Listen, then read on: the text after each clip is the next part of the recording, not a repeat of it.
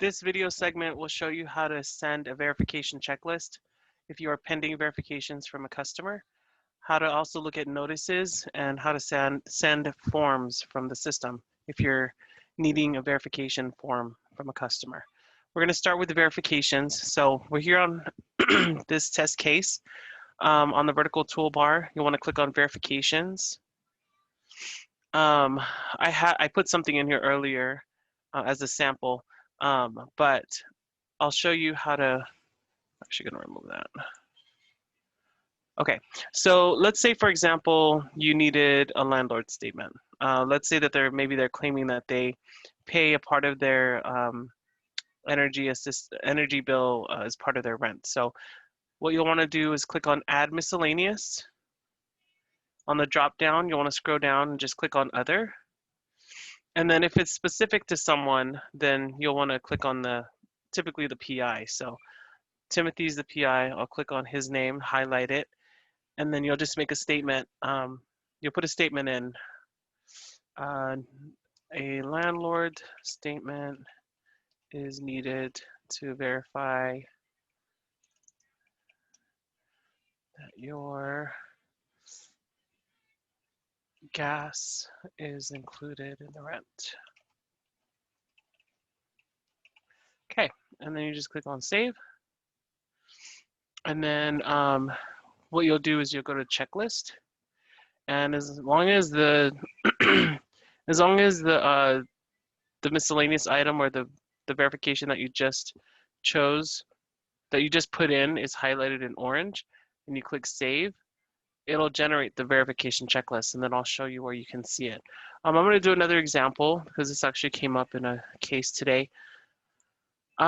If, for example, you need alien information, let's say, for example, you have a household of 6 and 3 are verified in the system to be US citizen, and then the other 3, perhaps they are permanent residents or some other type of residence or some other type of alien status, and you need to verify that, you would want to highlight the people in the list that it pertains to. So if there's 3 people that need to send in a verification, or that you need verifications for, you would highlight their names here. And then in the notes section, again, you would say, I would probably list their names out. So just for purposes here, I'll say Timothy,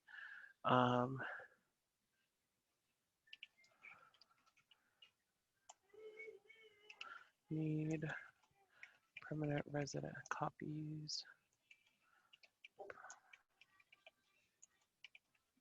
resident card for Mandy and Timothy. So again, this is just an example. Just make sure you're clear in your text, because this will actually go out in the letter that they get. So whatever it is that you need from them, make sure that you're clear in your text. You click on checklist. Okay, they're both there. Click Save. Oh, one other thing too. Oops.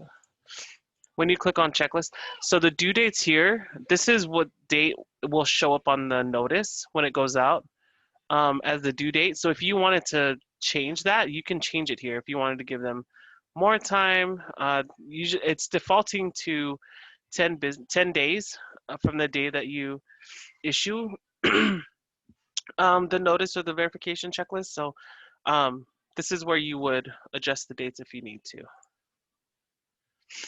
Okay, so we built our verification checklist.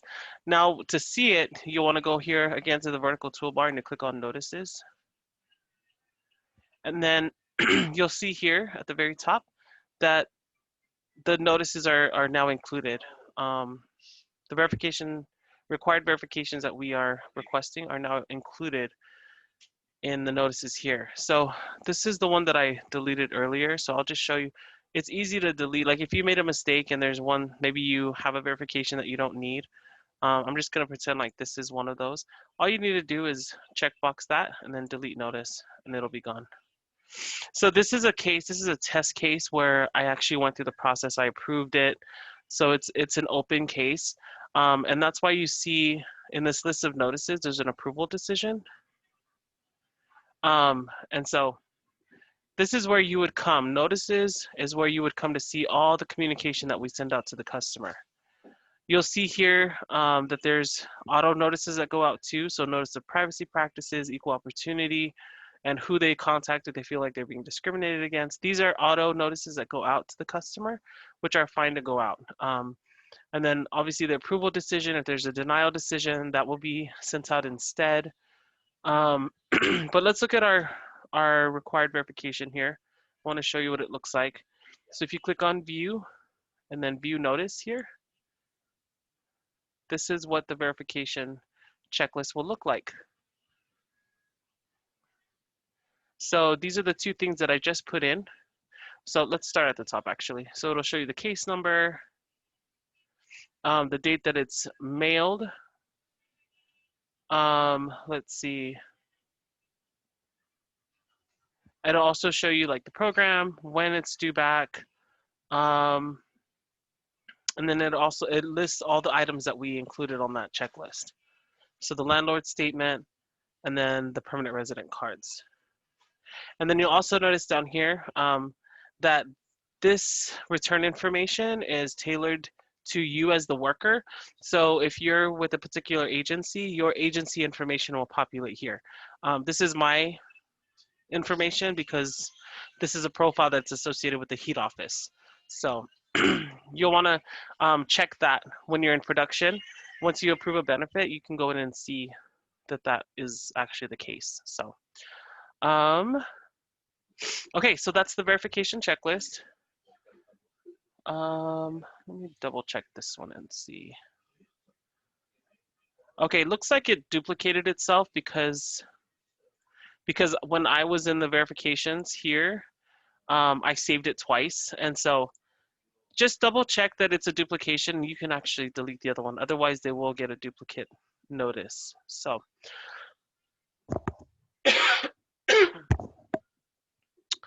let's see. And then the other thing that you can do is if you wanted to send out a landlord statement with the required with the verification checklist, you would go to new notice. And then in this box here, just type in heat, and then heat manual forms will pop up. So click on that, and then there's a drop-down list, and you'll be able to choose if one of your verifications, if we have a form for one of the verifications that you're needing, then you would choose it from here. So landlord statement. And then the text box, you can just say something like send in landlord statement as soon as possible. I wouldn't put a date just because the date's already on the other page, so it's on the cover letter. So now it brings you back to this list of notices, and now you'll see the information needed. Form 1062 has been generated. If you click on view and click on notice, this is the cover letter that will go out with the landlord statement. So it'll get mailed directly to them. Again, this return information will be your information as the worker. Let's close this. And then I'll show you what the approval notice looks like.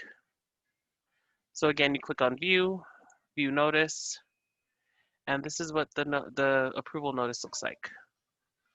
So we've made a decision about your eligibility for benefits. Below is a summary of the eligibility results. And then it shows you here the program, the app date, the benefit month, the action taken, amount that they issued. It even tells you who the vendors are. If partial, this case was partial to Dominion, partial to the household. And then there's other information about their heat benefits. And then of course, hearing rights, if they want to, if they feel like it's incorrect or they want to submit for a fair hearing, they can. This is the information to do that. Yeah, so that's pretty much it. That's pretty much it for the notices. So you'll definitely want to pay attention to this tab. Close this out. You definitely want to come here and see what notices are being sent out. And then you don't want to delete some notices inadvertently just because we want to keep a record of like approval decisions and denial decisions and things like that. If the customer calls and wants a copy of the approval or denial, then you would just, again, go to the view, go to the PDF. You can print this for them. You can email it to them, whatever you need to do. But that's how you would do that. So that's how you would build a verification checklist, again, here on the verifications. And then you would actually see the checklist here on notices, how to build the forms, go here to new notice. So that's pretty much it. So this is for forms, notices, and verification checklist.